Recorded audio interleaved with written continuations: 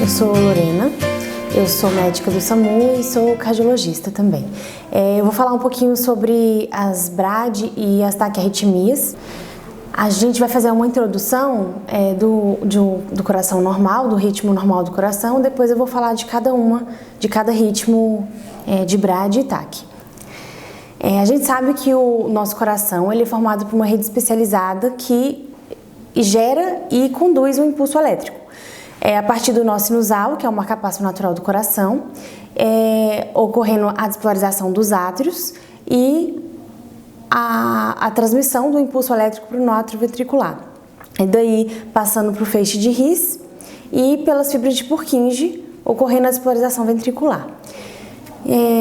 Como a gente vê aqui no slide. Essa propagação do impulso elétrico, a gente demonstra isso no eletrocardiograma, no papel, com formação de ondas específicas que determinam a passagem do impulso elétrico por cada parte do coração. A gente sabe que no início da onda P, aqui no slide, o início da onda P é a formação do impulso elétrico, formação com a despolarização do átrio, que é a onda P. Depois, esse segmento PR é a passagem do impulso elétrico pelo nó atrioventricular e depois disso, ocorrendo uma pausa no nó atrioventricular para dar tempo do enchimento ventricular e ocorrer a despolarização dos ventrículos com a formação do QRS. E depois, na onda T, com a repolarização ventricular. A intenção do curso não é para falar sobre o eletro, né? Eu vou só fazer uma revisão básica para a gente, na verdade, conseguir identificar se é uma BRAD ou uma taquiarritmia. Aí eu falei aqui um pouquinho do ritmo normal do coração, que é o ritmo sinusal. A frequência normal é de 50 a 60 até 100 BPM. O ritmo sinusal a gente consegue ter algumas características para definir. Uma delas é a presença de onda P, como eu falei, precisa da propagação do impulso elétrico a partir da despolarização do nó sinusal para a despolarização atrial e para o nó atrioventricular. Assim, a gente consegue ver que necessita da presença da onda P, que é a despolarização atrial.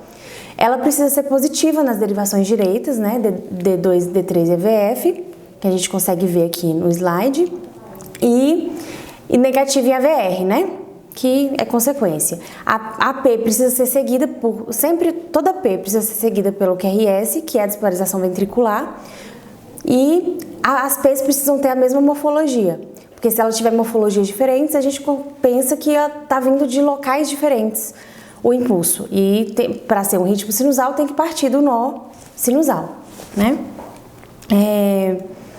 Sabendo disso, a gente consegue também ver a frequência cardíaca no eletro. Eu vou fazer só uma revisão para a gente conseguir calcular a frequência cardíaca de uma maneira mais rápida e definir isso numa sala de emergência e conseguir diferenciar rapidamente para tomar condutas e evitar um desfecho ruim, né?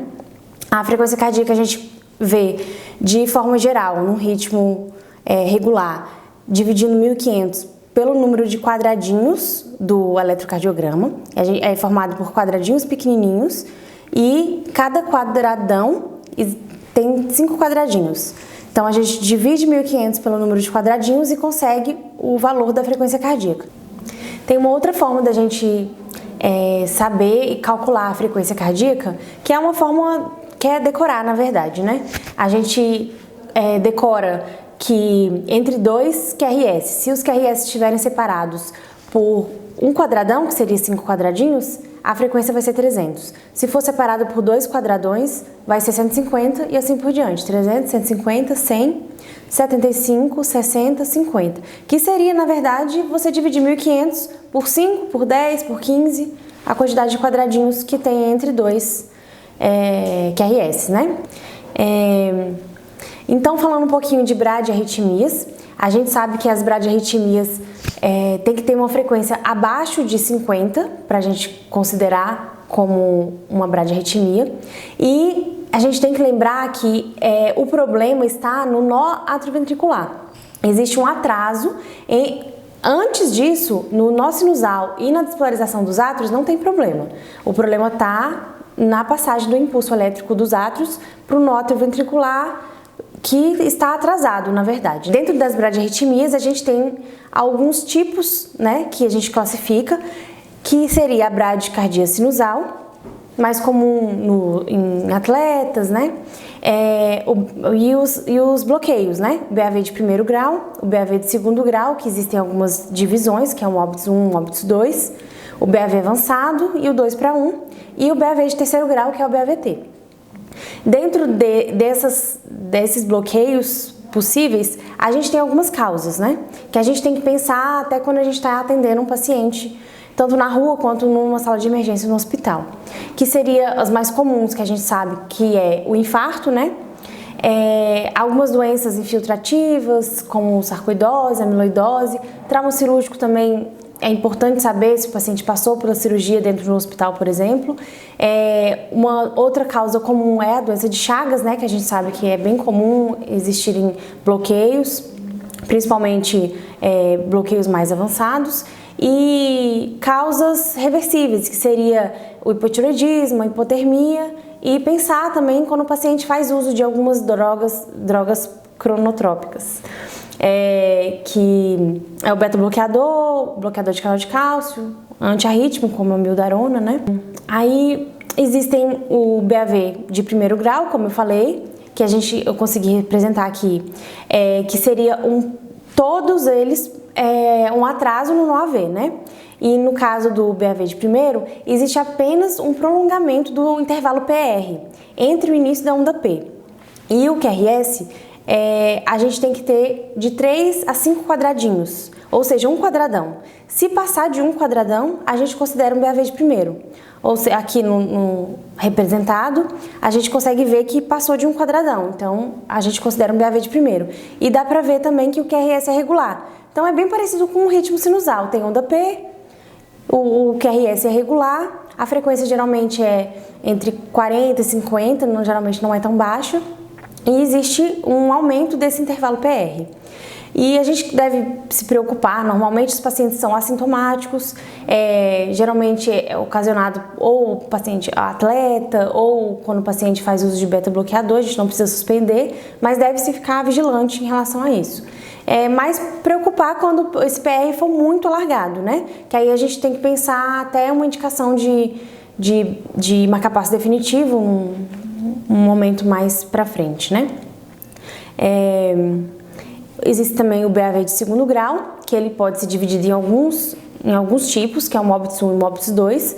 O MOBITS 1, a gente consegue ver que o QRS, ele fica irregular, ele pode ser um pouquinho regular quando a gente começa a ver, e quando existe o bloqueio, que seria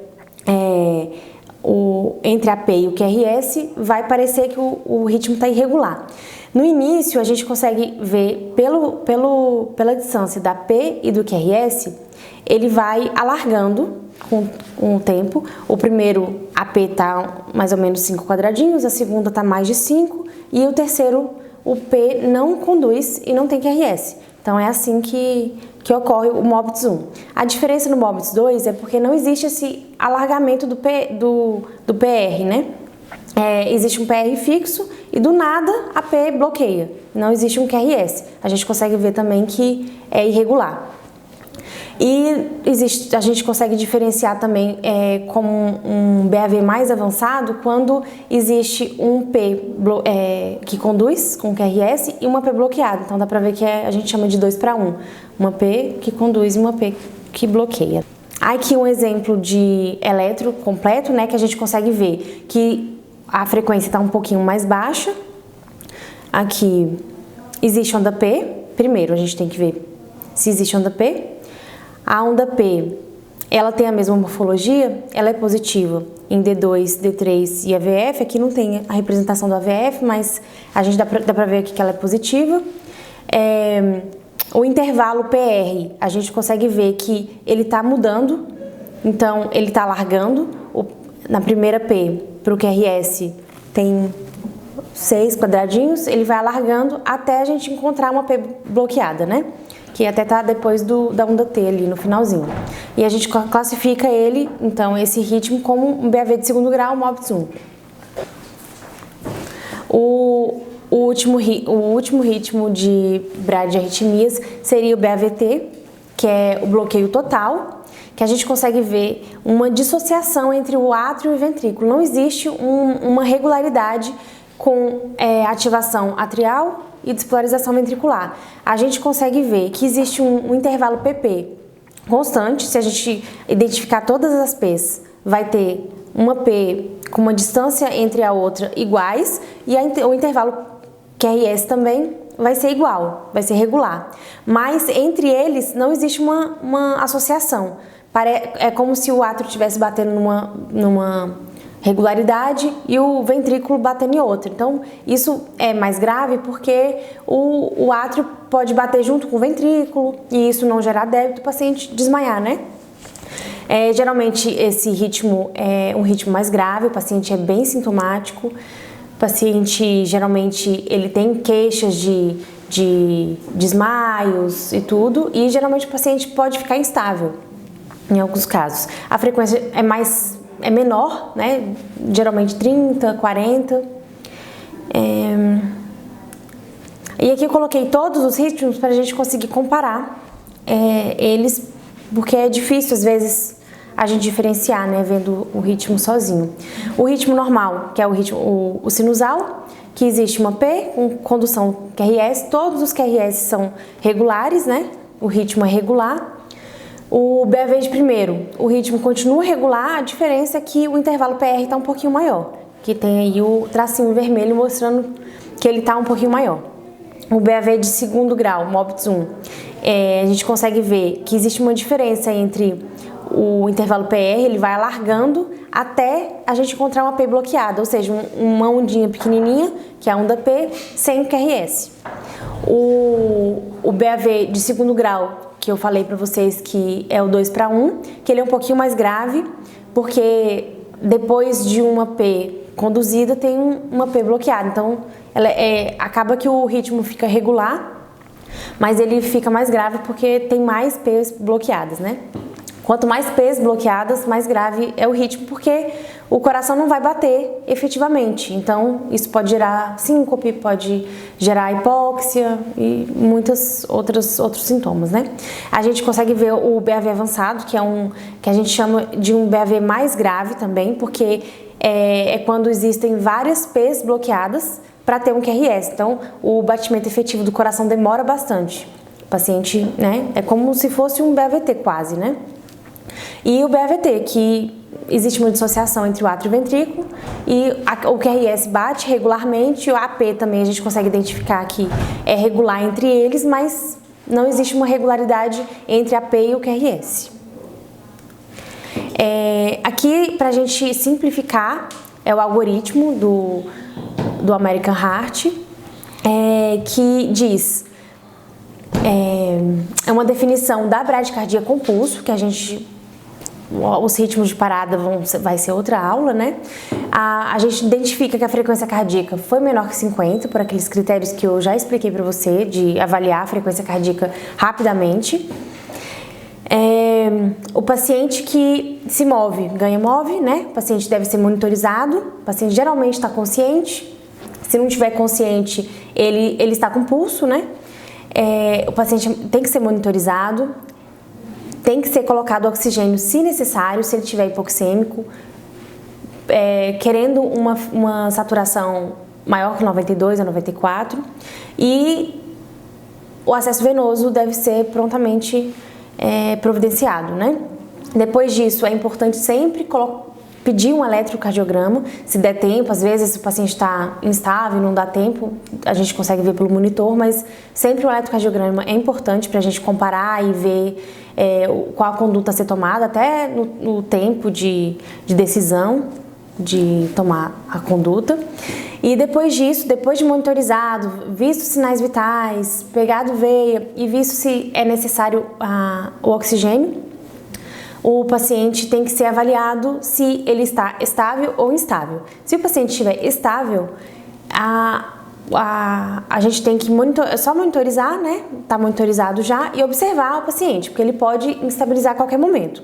Tanto pela situação, né, que pode se agravar, quanto até pelos sintomas do paciente que podem mudar. Dentro disso, a gente tem que avaliar todas as características de instabilidade, se o paciente tem hipotensão, se ele tem alteração do estado do nível de consciência, se ele desmaiou, né? Se tem algum sinal de choque, hipotensão, por exemplo, algum desconforto precordial típico, né, de dor torácica, ou sinal de hipoxemia, de insuficiência cardíaca aguda, né? Se tiver algum desses sinais de instabilidade, a gente tem que iniciar condutas medicamentosas, né? Você inicia com a atropina, que é uma droga fácil que é feita em bolos, uma droga endovenosa, o paciente já tem uma veia pérvia, você faz de 0,5 mg endovenoso em bolos, você pode repetir essa mesma dose até 6 vezes, né? Até 3 mg, e num intervalo de 3 a 5 minutos. Depois disso, a gente tem que avaliar se o paciente respondeu à droga, né? Geralmente, quando ele não responde à atropina, não responde à droga, ele não vai responder às novas drogas que a gente ainda pode fazer. Então, neste momento, você já deve dar preferência a colocar um marcapasso transcutâneo. Então, já pensar em preparar o marcapasso. E enquanto o marcapasso é preparado, você pode repetir a atropina ou fazer a dopamina ou fazer a adrenalina. Essas duas drogas precisam ser diluídas, então tem que pedir para fazer, demora um tempinho, né? O primeiro que ficar pronto já pode fazer, dando preferência, claro, ao marcapasso se a droga já não funcionou. E é sempre importante a gente pensar nas causas reversíveis das bradiarritmias, como eu falei.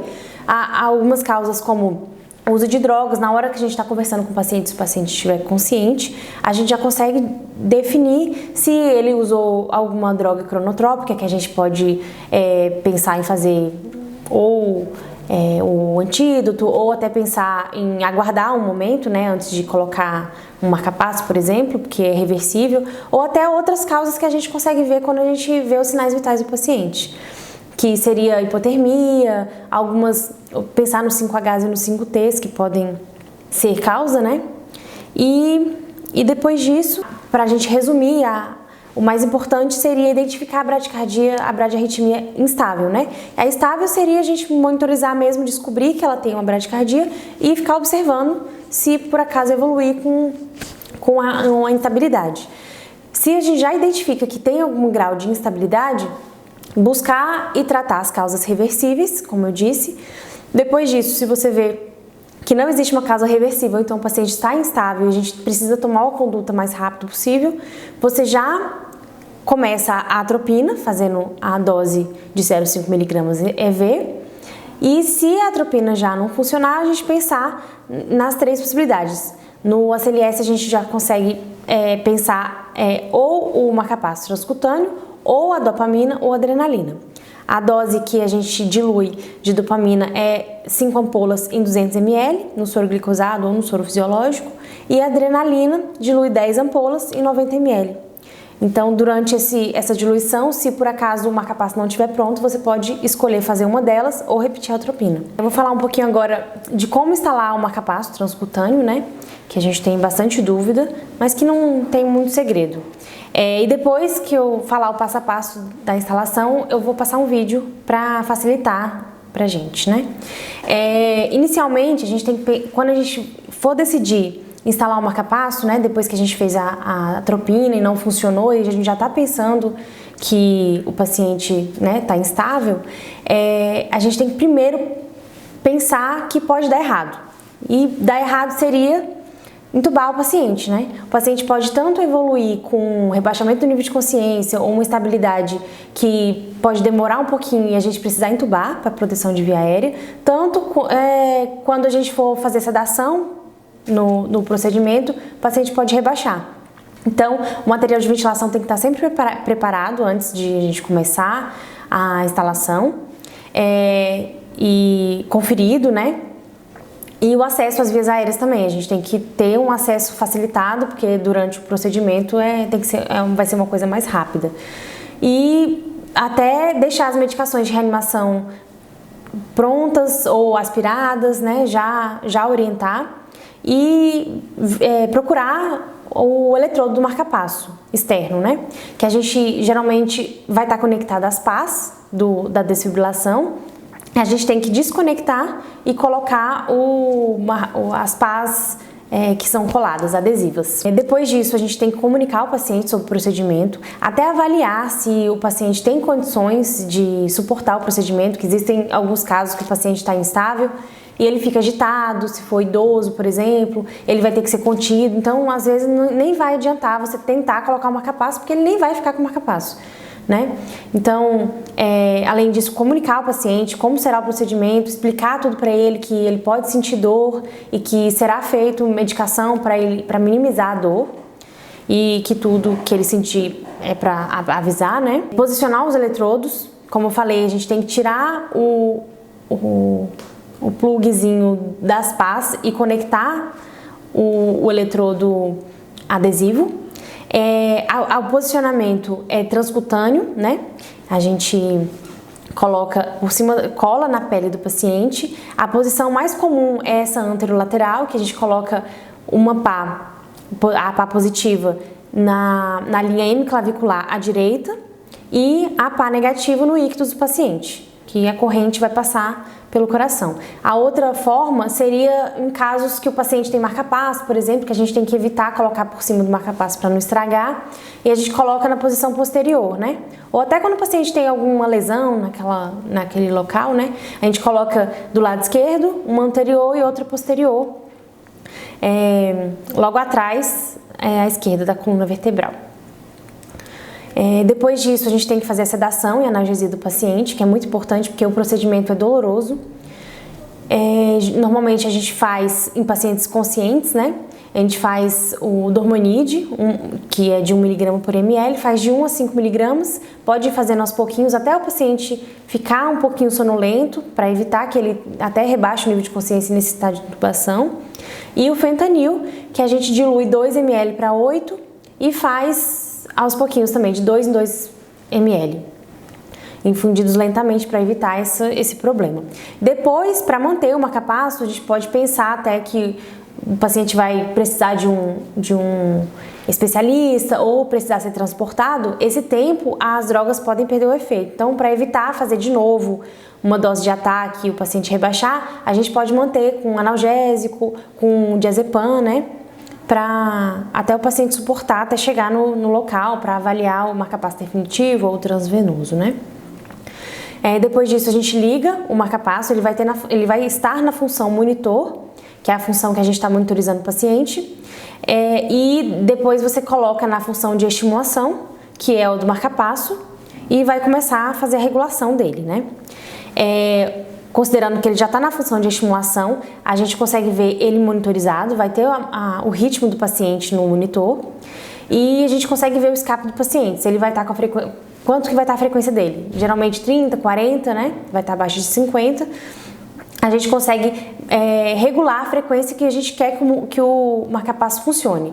Normalmente a gente tem duas formas de regular. A gente coloca ou uma frequência fixa de 70, por exemplo, que é uma frequência que você já escolhe para o paciente já ficar estável, ou até coloca uma frequência um pouquinho, 10 acima do escape do paciente, que aí não inibe completamente o escape do paciente, até se o paciente fizer uma frequência maior e sair daquela situação, a gente consegue manter o escape do paciente sem estar o marca-passo ligado, né? Depois disso a gente titula corrente, que a gente consegue ver, só tem dois botõezinhos, né? Um da frequência e o outro da corrente. A gente escolhe a frequência do paciente de 70, por exemplo, e depois escolhe a energia. A energia a gente vai aumentando aos pouquinhos até a gente conseguir a captura do marca-passo. Começa com 20, né? E vai até 200. E o ideal é a gente manter uma energia mínima possível, que o paciente fique estável e que ele fique sem dor, né? Quanto maior a energia, o paciente vai sentir mais dor. Então, a gente aumenta até ter a captura, que eu vou mostrar uma foto para vocês, que vai ter um alargamento do QRS, o QRS vai mudar, e deixa 10 a 20% a mais daquela energia para segurança, né? até para o transporte do paciente, para ele não perder a captura. Depois disso, a gente pode ajustar o modo. De maneira geral, a gente pode deixar no modo fixo, que é o modo assíncrono, que a gente escolhe a frequência e deixa o marca-passo ligado o tempo inteiro. E existe uma outra forma de ajustar, é o marca-passo sob demanda, que a gente deixa, em caso que o paciente está estável, a gente deixa ele lá, se precisar, ele vai entrar, entendeu? A gente coloca ele nesse modo, que por exemplo, a gente ajusta uma frequência cardíaca, por exemplo, de 60. Se o paciente fizer uma frequência menor que 60, o marca-passo entra. Se por acaso o paciente sair dessa frequência, sair da bradiarritmia, fizer uma frequência acima de 60, aí o paciente, o marca-passo como se desligasse. Então fica sob demanda e a gente consegue ter uma segurança, mas às vezes até é melhor deixar em modo fixo, né? Porque a gente não vai conseguir ficar avaliando o ritmo do paciente o tempo inteiro, né? Aqui mostrando na tela, o paciente foi colocado em modo fixo, que é o assíncrono, né? Foi definido uma frequência cardíaca de 70 e iniciou lá com uma energia de 20, foi aumentando para 30, aumentou para 40. E existe uma captura, que é a espícula do marca-passo, que é essa linhazinha, e depois o QRS. E existem espículas sem QRS, né? Então não capturou. Existem batimentos que a gente não pegou. Aí você aumenta a energia para 50, por exemplo. Existem espículas com QRS, ainda existe espícula sem QRS. Ainda não está capturando totalmente. E quando você colocou uma energia, por exemplo, de 80 mA, toda espícula tem um QRS. Você viu que o QRS mudou um pouquinho, ele ficou um pouquinho alargado, e isso é normal. Depois disso, que você viu que na energia de 80, e toda espícula tem um QRS, está tendo captura. Existe a captura elétrica, né? Então você aumenta um pouquinho a energia, de 10 a 20%, aumenta para 90%, no máximo 100%, por segurança mesmo. Depois disso você vai conferir se o marca-passo tá certo. Depois de fazer a captura elétrica, a gente tem que conferir se o paciente tem pulso. E se o pulso está condizente com a captura elétrica do monitor. E se o pulso tiver, por exemplo, se ajustou para 70 e o pulso tiver 70 também, então tá ótimo. Se por acaso o pulso não tiver condizente, tiver um pouquinho menor, a gente pode aumentar um pouquinho a energia, que aí você vai ter a captura elétrica e a mecânica. Agora a gente vai passar um vídeo para melhor compreensão de vocês. No atendimento de pacientes com bradicardias instáveis, é importante que se identifique algum sinal de estabilidade claro e objetivo, utilizando os 5 Ds, que são dor torácica, dispneia, diminuição do nível de consciência, desmaio e diminuição da pressão arterial. Quando um desses sinais está presente, o algoritmo novo do ACLS indica a utilização de atropina, seguido por dopamina, adrenalina e o marca-passo transcutâneo. É justamente o uso do marca-passo transcutâneo que gera muitas dúvidas e que nós vamos tentar esclarecer e aprimorar um pouco melhor com vocês agora. Para a utilização do marca-passo transcutâneo, é importante que se obtenham as pás para colocação no tórax do paciente. Geralmente essas pás se encontram no carrinho de parada cardiorrespiratória e são pás como essas, que estão sendo apresentadas nesse momento. Essas pás devem ser colocadas sobre o tórax do paciente da mesma forma e na mesma posição que se aplicam as pás do desfibrilador. Ou seja, após retirar a parte adesiva da pá, ela deve ser colocada em região infraclavicular à direita e sempre para external, e a outra pá sempre em região de ápice do ventrículo. Também existe a possibilidade de colocação anteroposterior e até mesmo em linha axilar média. Após colocação da pá na posição correta, ela deve ser conectada ao desfibrilador. Para a conexão da pá, é necessário que se desconecte a pá do desfibrilador e no mesmo local se conecte a pá do marca-passo. Uma vez colocada, se avisa o doente sobre o procedimento. Seu João, nesse momento, o senhor está com ritmo bradicárdico intenso, está tendo sintomas por isso, nós vamos iniciar a estimulação de um marca-passo. Isso pode gerar algum desconforto e, portanto, sempre é feita alguma forma de analgesia leve, mas para que o seu doente fique confortável, seja com morfina, seja com fentanil, qualquer outra droga que você tiver à disposição e saiba utilizá-la. Iniciando a estimulação, sempre O marca-passo ele aparece o ritmo que o doente tem no monitor e todo o aparelho desfibrilador possui todos os comandos de marca-passo transcutâneo no mesmo local. Esses comandos devem ser seguidos sempre numa mesma ordem para que seu ajuste seja correto e para que a estimulação seja efetiva. Então, nesse momento está ligado o marca-passo e seus comandos aparecem na tela, dizendo que ele está parado, que ele está em modo de demanda, 70 pulsos por minuto e 80 mA. Seguindo a ordem, eu sempre regulo a frequência que eu quero de estimulação, então se são 60, 50, 70, 80 ou mais batimentos, nesse caso eu vou deixar em 70 batimentos, que é o que se usa de rotina, 60, 70. E nesse outro botão logo abaixo se regula o modo de estimulação, se eu quero que ele estimule sob demanda ou se eu quero que ele estimule fixo. Em pacientes com bradicardia intensa, em que não tem ritmo próprio, de rotina optamos pela estimulação em modo fixo. Ela é mais segura e ela não observa interferências do tórax do paciente. Em seguida, eu inicio a estimulação, sempre na amperagem mais baixa possível. No caso, eu iniciei a estimulação com 20 mA, o que observamos são algumas espículas, mas sem QRS efetivo após, o que me mostra que eu não estou tendo captura elétrica. Portanto, seguindo a ordem como último botão, eu aumento a saída do paciente, que é a estimulação em amperagem, e a carga que o aparelho efetivamente está realizando. Subo para 30, continuo sem estimulação. Subo para 40 e mantenho sem estimulação adequada, sem captura, sem um QRS formado após a espícula. Subo para 50 e ainda não tenho estimulação. Com 60 isso se repete. Com 70 a falta de estímulo se mantém e eu chego a 80. Nesse momento, chegando a 80, notamos uma diferença na estimulação elétrica do doente. Reparem que agora todas as espículas geram um QRS após a sua entrada, o que mostra que eu estou realmente e efetivamente gerando uma estimulação cardíaca no doente, uma estimulação ventricular com condução gerada pelo choque que eu estou dando no tórax do doente. Após a captura elétrica adequada no monitor, é necessário que se cheque a captura mecânica. Para tal, sempre se checa o pulso femoral do paciente e se observa se a mesma frequência encontrada no monitor está sendo estabelecida no pulso. Caso a frequência do pulso esteja mais baixa, é necessário que se aumente a amperagem do aparelho para que eu tenha um estímulo maior, um estímulo adequado e que eu tenha a mesma captura do ponto de vista mecânico.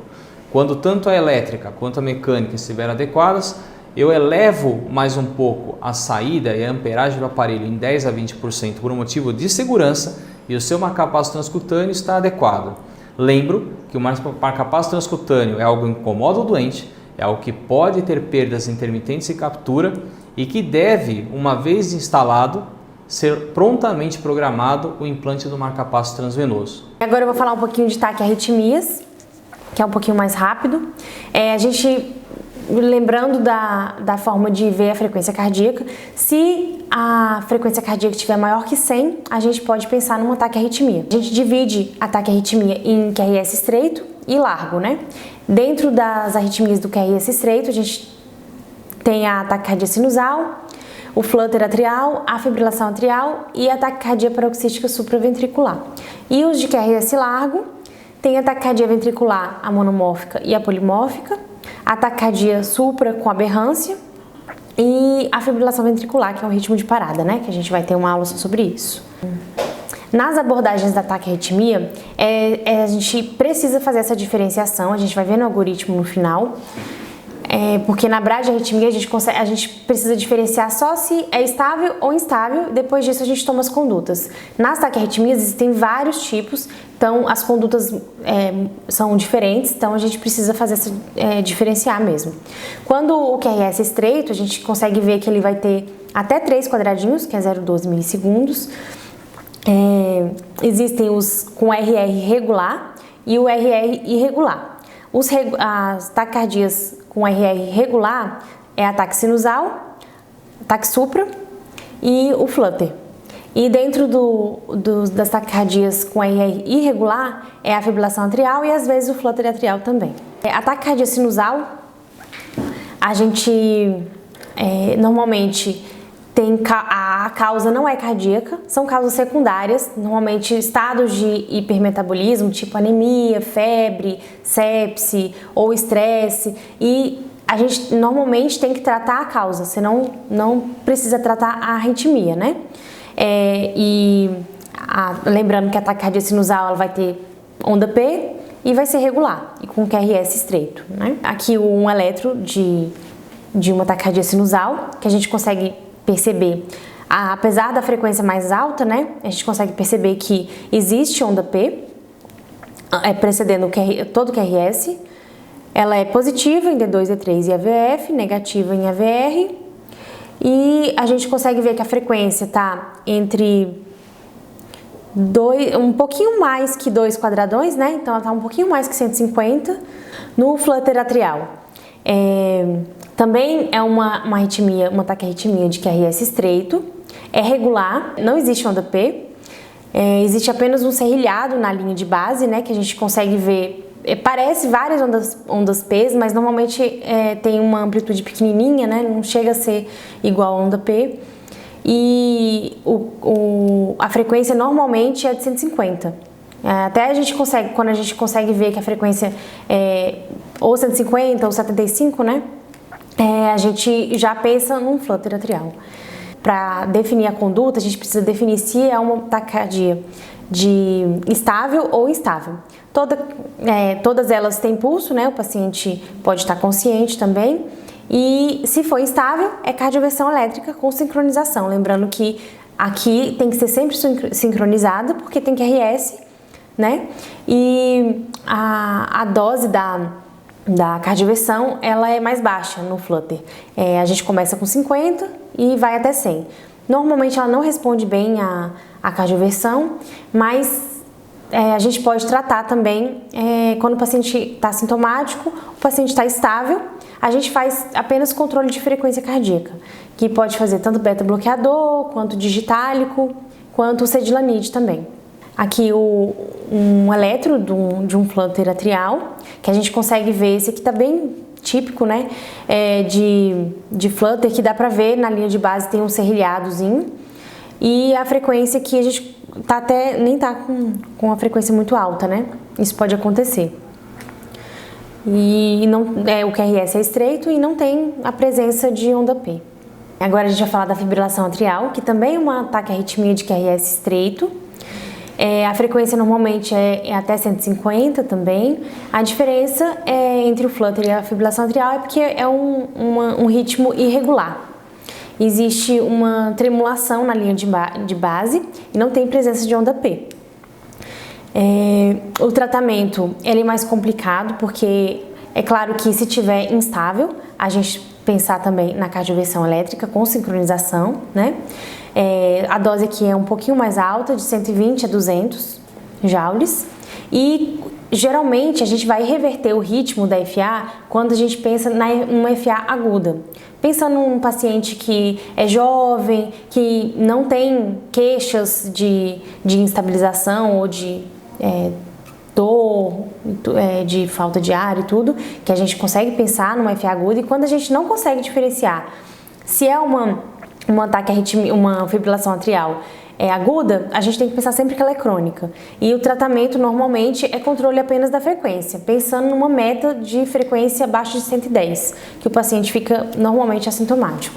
E esse controle de frequência pode ser feito tanto com diltiazem, quanto com digitálico, quanto apenas com sedilonide. Além disso, depois da gente fazer ou reversão do ritmo ou reversão da frequência, a gente tem que avaliar critérios de anticoagulação para fazer o acompanhamento desse paciente, né? E a gente segue outro protocolo que a gente não vai entrar nesse detalhe aqui. Aqui um eletro de uma fibrilação atrial que a gente consegue perceber, é até um ritmo mais fácil da gente perceber, porque a gente não consegue identificar onda P no eletro, existe só essa tremulação da linha de base, e o ritmo está irregular. A gente consegue perceber que entre dois QRS tem várias distâncias, né? E até como curiosidade, para a gente calcular a frequência da FA, para saber se tá com alta resposta ou uma resposta controlada, né? Que a gente pensa numa meta de até 110 de frequência, a gente, calculando mais rápido, a gente pode pegar D2 longo, contar quantos QRS e multiplicar por 6. Aí a gente consegue ver mais ou menos qual a frequência que tá o eletro, né? A taquicardia paroxística supraventricular também é uma taquiarritmia com QRS estreito, não tem também presença de onda P. Geralmente a frequência é mais alta, acima de 150, pode chegar até 300 de frequência. E às vezes a gente consegue ver uma diferença entre os QRS, até porque às vezes a onda P cai depois do QRS, né? Aí a gente consegue ver essas ondas P retrógradas, né? Em algumas situações. O tratamento, se estiver instável, também é cardioversão elétrica com sincronização, numa dose de 50 a 100 joules. E mesmo se estiver instável, nesse caso, a gente tenta primeiro a medicação, né? A gente faz adenosina, que é uma droga fácil, né? A gente faz direto, depois faz um flush, inicia com uma dose de 6 miligramas e faz um flush. E se o paciente não responder, a gente pode repetir com 12 miligramas. E se por acaso não responder, que a gente tenta a cardioversão, né? Inicialmente, nessa taquiarritmia, a gente pode fazer um estímulo vagal no paciente. Esse estímulo vagal tem várias formas de fazer, né? Tanto comprimindo o seio carotídeo, fazendo força contra uma mão fechada, né? Soltando ar contra a mão fechada. De maneira geral, a gente prefere não fazer compressão do seio carotídeo, mesmo em pacientes jovens, porque tem o risco de o paciente ter alguma placa na carótida e a gente deslocar essa placa e até piorar o estado do paciente, né? Fazer um AVC e tudo. Então, de forma geral, a gente pede para ele fazer a força contra a mão fechada. Mas existem alguns pacientes que até não conseguem fazer, eles não entendem, não conseguem fazer essa força, aí acaba que a gente tem que ir para droga mesmo.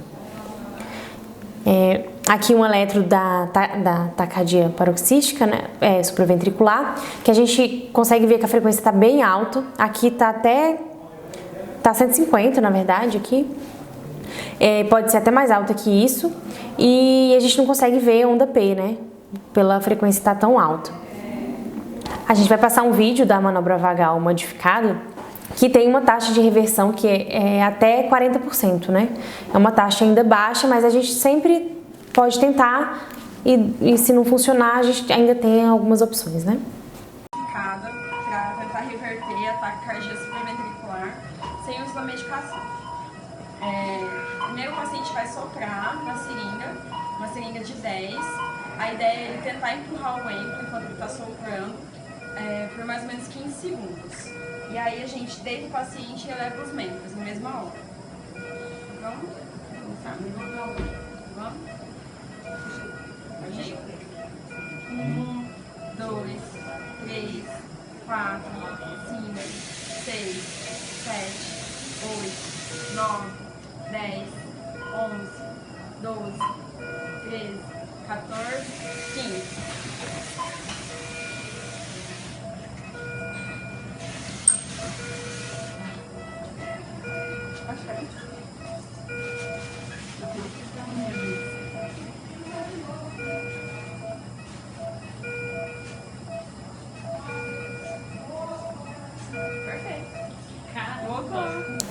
Agora a gente vai falar das taquiarritmias com QRS alargado, que vai ter um QRS acima de 0,12 milissegundos.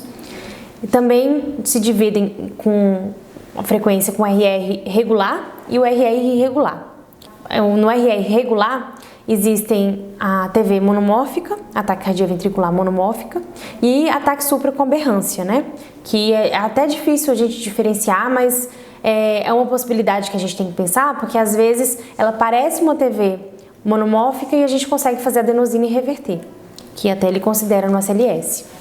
E a RR com a RR irregular é a taquicardia ventricular polimórfica, que tem o tipo da torsade de Poix, e a fibrilação ventricular, que é o ritmo de parada, que a gente vai falar em outra aula, né?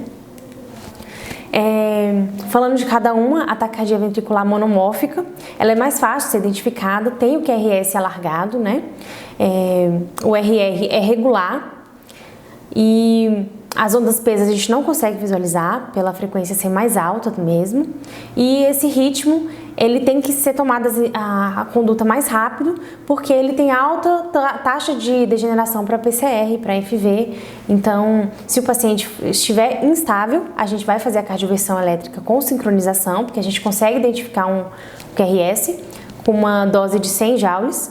E se o paciente estiver estável, a gente consegue até tentar drogas. Se não reverter, a gente pode deixar a droga correndo 24 horas e cardioverter também.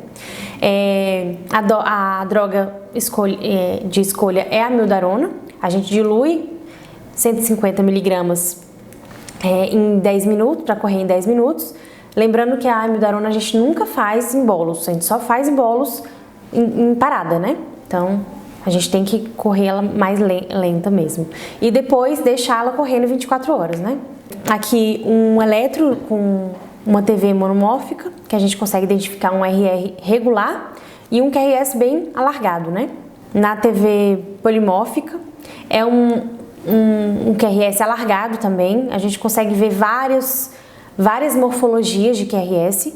O RR geralmente é irregular, a gente não consegue ver onda P, e a gente tem que tratar sempre como um ritmo instável, né? Não existe TV polimórfica estável. Então, sempre desfibrilar, porque a gente não vai conseguir cardioverter sincronizado, porque a gente não vai conseguir identificar um QRS específico, né? Cada um de um jeito. Aí a gente vai fazer a desfibrilação com 200 joules. Além disso, tem um tipo de TV polimórfica, que é torsada EPOA, que tem uma característica específica, que ela vai aumentando o QRS e diminuindo, fazendo essa configuração do eletro aí. E também vai ser, se tiver instável, né, vai estar instável, a gente vai desfibrilar e a gente pode também abrir mão do sulfato de magnésio, né, que geralmente a desfibrilação não vai reverter a taquiarritmia e o sulfato de magnésio vai. A gente dilui de 1 a 2 gramas, fazendo o ataque, né, e deixando a dose de manutenção de 0,5 gramas por hora. Aqui um eletro de uma TV polimórfica, dá pra ver que às vezes a gente até pode confundir com um FV. A diferença é que nesse caso aqui provavelmente o paciente tem pulso. Ele vai estar instável, mas ele tem pulso, né? Que a FV é sempre ritmo de parada.